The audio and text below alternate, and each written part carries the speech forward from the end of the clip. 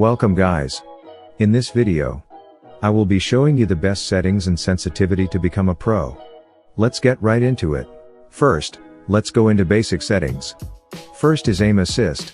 I keep my aim assist enabled, but I used to play with my aim assist disabled, but I noticed that it gives you a really huge disadvantage in fighting close range.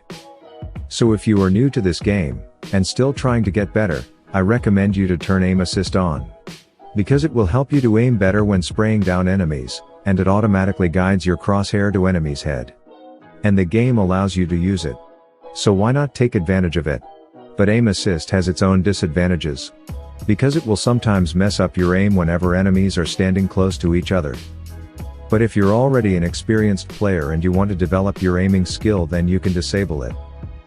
Second is blocked sight warning. I keep my blocked sight warning disabled because there's no point of enabling it. As you can see here, whenever your sight is blocked by a wall or a cover, and you have blocked sight warning enabled, this red symbol will replace your crosshair. But if you disable it, you will see your normal crosshair. And it will help you to get more accurate in pre-aiming. A while ago I mentioned that it is useless to enable it. Why? Because whether you enable or disable it, when your sight is blocked there's this little symbol that will appear. Either you have it enabled or disabled. Plus, having your normal crosshair while you're behind a cover will allow you to see your aim point. I keep my peek and fire enabled, but I keep my peek and open scope disabled, as it allows me to do more tricks. I use hold for lean and scope mode, as it allows me to be more quick. Having extra fingers holding my screen while spraying, gives me more grip when controlling gyro, and releasing the button is way more easier, and faster than tapping it again. Camera rotation while ADS, is being able to move your camera by moving your finger while holding scope button with the same finger. Most thumb players have this enabled, as it allows them to aim down sight and move their camera using a single finger. And what about camera rotation while leaning? If you have this disabled, you will be able to peek jiggle without messing your aim, by accidentally touching screen, rather than peek or lean. Like this.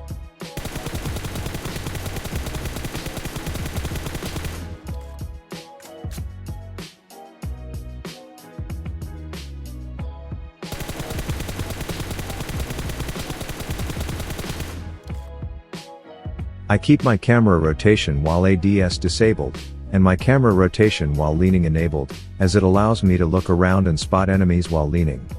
And I'm really used to where my lean buttons are. I keep my gyroscope settings to always on. Gyroscope is moving your crosshair by tilting your device.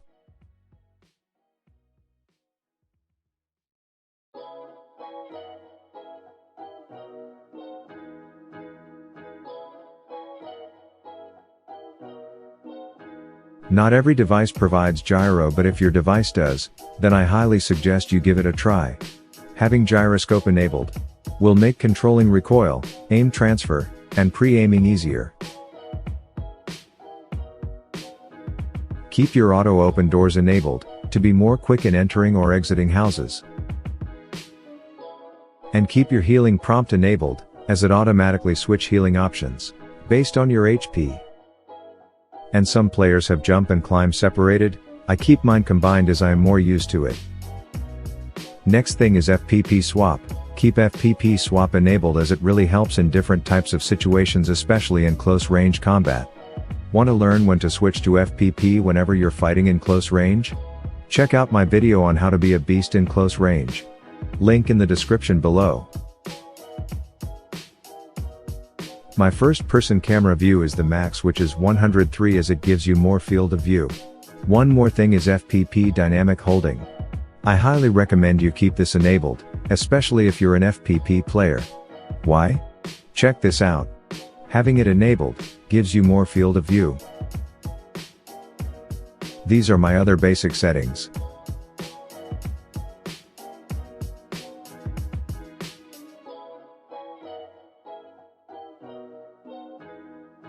Let's move on to graphics settings. The device that I use is iPhone Xs, and I set my graphics settings to smooth even though my device supports HDR. Smooth provides better gameplay, and I suggest you set it to smooth as well. When it comes to frame rate, set your frame rate to the max your device provides. The higher the frame rate, the smoother your gameplay is, and the easier you can control recoil. I set my style to colorful because I can spot enemies easier. Some set it to movie. I just prefer colorful more, and keep anti-aliasing enabled, as it makes edges smoother.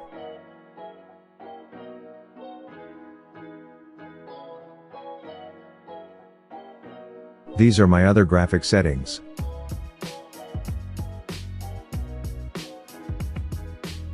Moving on to control settings, this is my 5-finger claw settings. This 5-finger claw setup suits me the most and it really makes my reflexes fast. But if you're a thumbs player that wants to switch to claw, or maybe a 3 or 4-finger player and you want to make the most out of your controls, I made a video about the best 3-finger, 4-finger, and 5-finger claw setup that you should definitely try. Link in the description below. I use button controls for driving, as it is the easiest one to use. And make sure you disable music to hear gunshots and footsteps while driving more clearly. This is my sensitivity settings. Feel free to copy it and give it a try.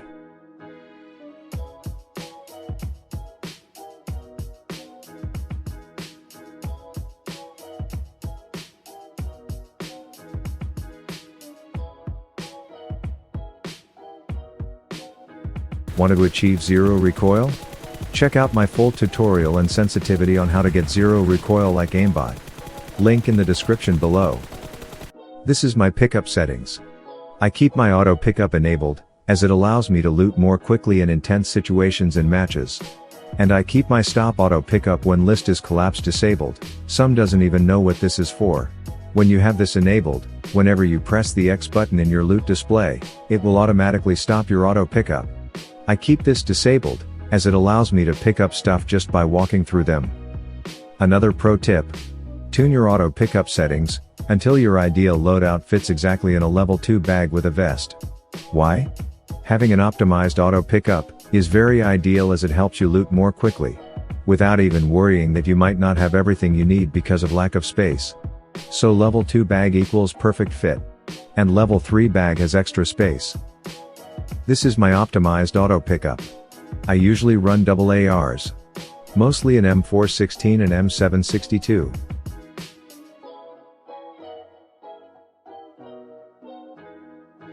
Now let's go to scope settings. I highly suggest you try out all the scope colors, and see which one suits your eyes the best. But for crosshair color, I suggest you set it to red. Because it is the most vibrant color and it doesn't easily blend. I set my audio settings to high as I am more used to it. And it doesn't make my device heat up that much. And lastly I set my hit effect, and damage effect to yellow. That wraps up this video guys. If you made it this far, thank you so much for watching. I would like to inform you that I would be doing an RP giveaway to one lucky subscriber by the time I reach 500 subs. And it is really simple to join. You just have to subscribe to my channel and follow me on Instagram, link in the description below.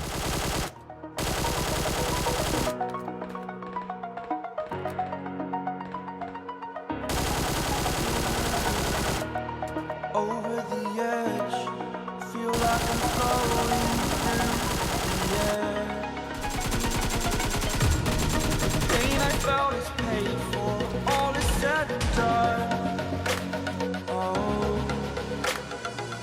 I am restricted, fixed upon the web. I need to kick the habit that my mind is breathing in. Break out, I've got to see. Spent all my life holding all of it closely. I played it innocent, a feel of discontent. I'm finally facing it all, fearless.